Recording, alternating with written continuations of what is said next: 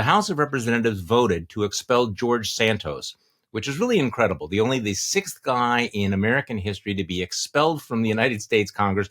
I think he's the first one to be expelled without being convicted of a crime or being part of the Civil War, right? So, I mean, there's Right. there's his asterisk on a footnote in American history. But in case you missed it, SNL, which is kind of hit and miss sometimes, they absolutely nailed this with their cold open. Let's just play a little bit of their George Santos post-expulsion press conference. Okay, enough, everyone. Stop assaulting me. I'm being assaulted. This entire country has been bullying me just because I am a proud gay thief. But what else is new? America hates to see a Latina queen winning.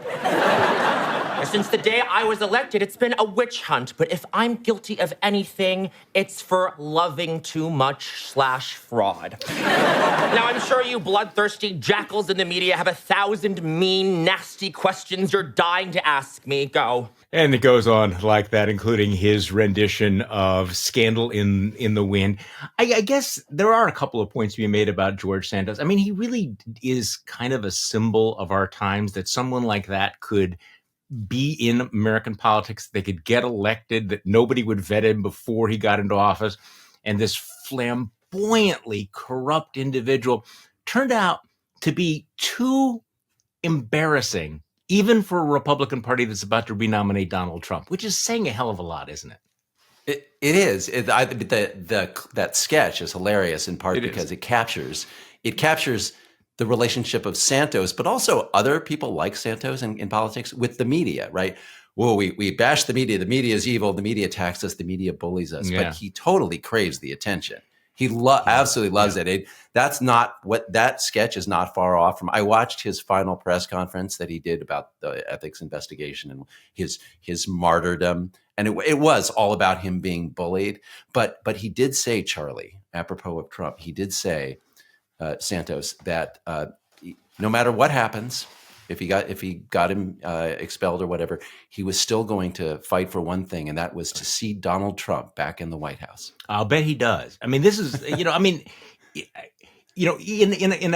Congress and in a political party that has, accepted the Marjorie Taylor Greenes, the Lauren Boeberts, the Paul Gosars, all of these, bizarre figures, that, George Santos did sort of stand out as more flamboyantly corrupt than others. But I thought Adam Kinzinger made a great point in his Substack newsletter, which I quote in my newsletter this morning, Morning Shots. You should subscribe or at least think about it.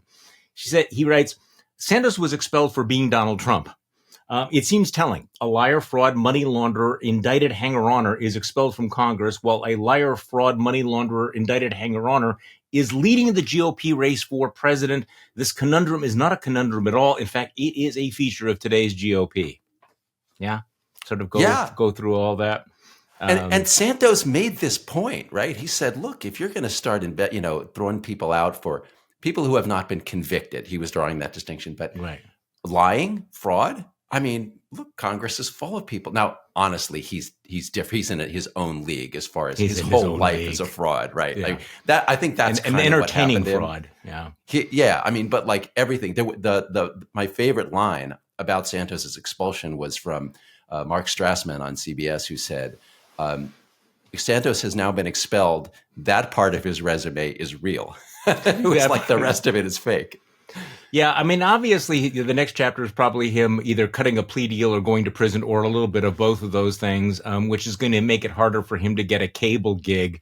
But I'm afraid we might not have him to kick around anymore. Although I can certainly imagine historians trying to capture the craziness of the politics of 2023, 2024, and starting a chapter by talking about George Santos, in the context of everything that's going on. Okay, so I was actually on another podcast, a Talking Feds podcast, and I was kind of surprised that one of the other guests, and I don't want to get this wrong, but I think a former member of Congress was saying that she was very troubled by the precedent set by the expulsion of George Santos because he hadn't been convicted, which of course is the argument that the Republican leadership used. And by the way, we ought to mention here that every member of the Republican leadership of the House voted against expelling George Santos.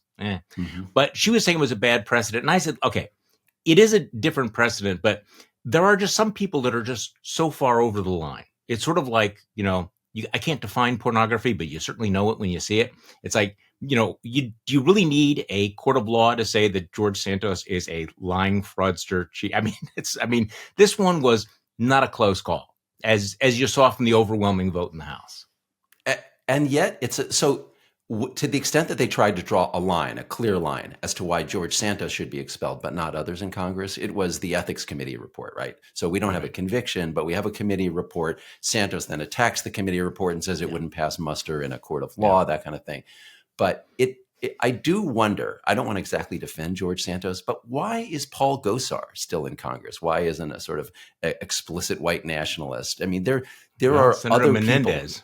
Menendez, right? He's accused of crimes, and that's going to be prosecuted. But there are things we know about some other members that ought to raise questions about whether they meet the moral standards to be in Congress. Yeah, okay. But then there's Trump. Okay, this party is about to renominate Donald Trump for the presidency, despite the 91 indictments, which is basically only a fraction of all of the things that we know about Donald Trump, including the finding by a federal judge that he actually raped a woman, which I don't know, Will. At one time, believe it or not, for some of our younger listeners, in the before times, that would have been a problem. That would have been disqualifying. Now it's like, there's also that. Yeah. So can we just pause on that for a minute? Yes, please. So Santos has been chucked out of Congress because the Ethics Committee, not a court of law, but the Ethics Committee passed because we have standards. Right. So that's not even a legal proceeding. Donald Trump has been found liable by a jury. This is a legal process for sexual assault, which the judge then said would be called rape, except under New York law, right? And yet the same members of Congress who chucked George Santos are standing by the, I don't want to say convicted, but found liable rapist.